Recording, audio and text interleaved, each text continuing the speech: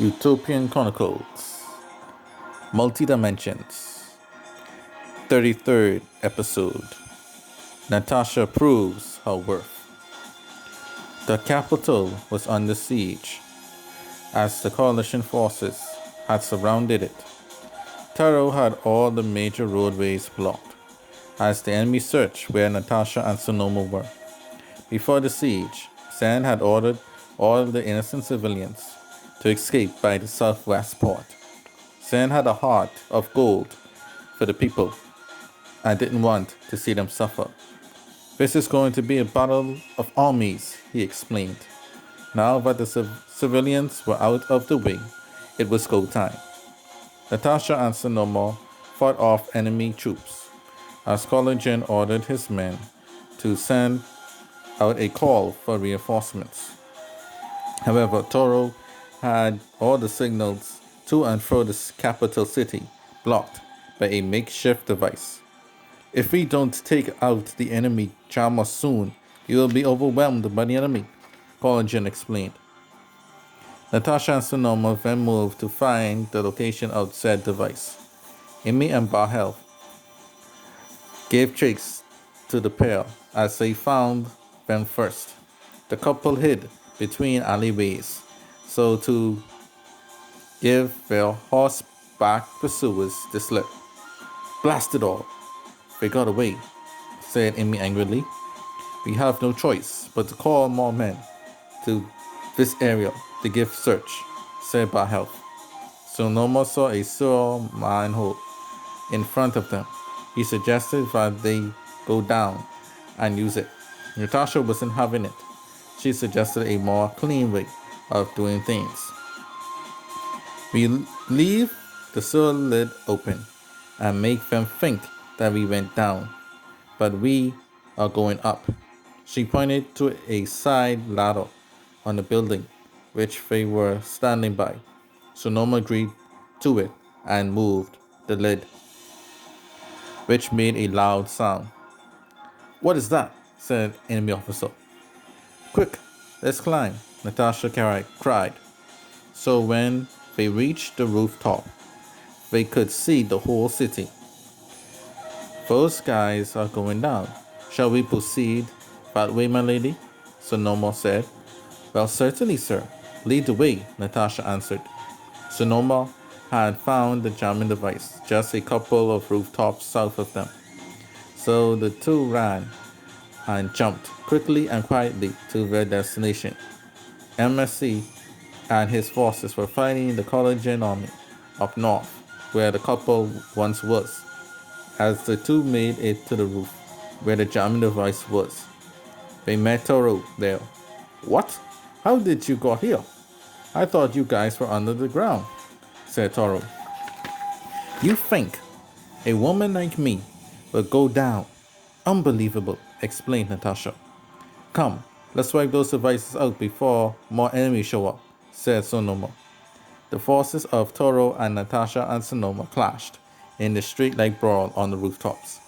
Then Sonoma fired his tougher guns and destroyed the device. Odd plans.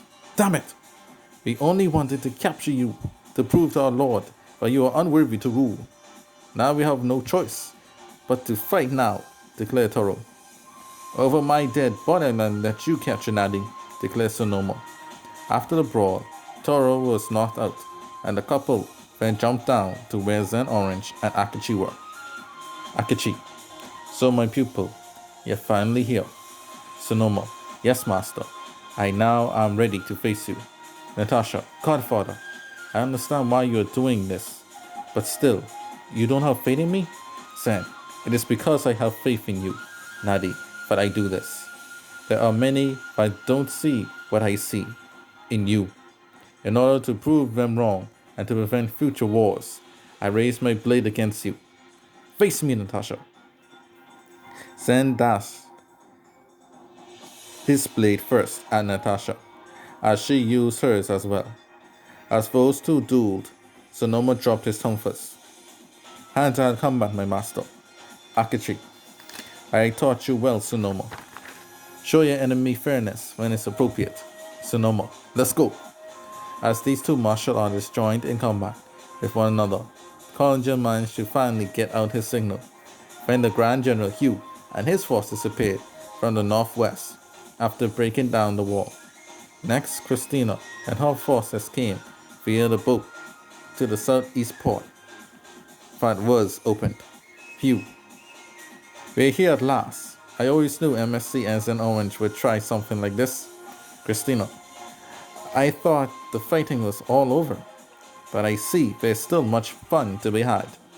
MSC car, blast it, the enemy! ME cat, something must have happened to the jamming devices. The battle was now turning to the Empire side. However, the main battle and focus was between Natasha LaFleur and Zen Orange. Natasha was holding back as she didn't want to hurt her godfather. Zen was irritated by this and told her while blocking all of her attacks with little effort, Zen, you must do better. The ruler of the universe must be sure as well as strong. Doubt must not be a part of your life ever, especially during battle. He then pushes her away with his sword. Now, get up and show me and the universe that you have what it takes to rule us. Natasha then got back up and dug down within herself to reach her full potential.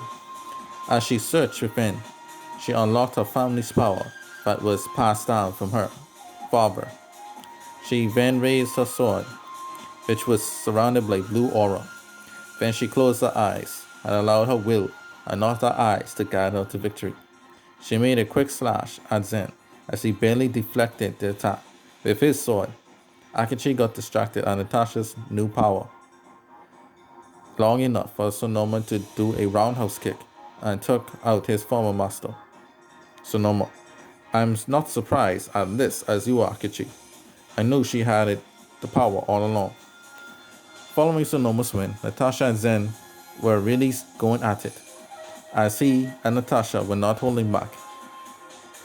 Then, as Zen went for a slash, Natasha grabbed the sword with her bare hands as the blue aura surrounded her sword as now all around her and prevented her from being cut. Lastly, she then pulled the sword out of Zen's hand and then side-kicked him in the gut, which pushed Zen back, rolling on the dirt.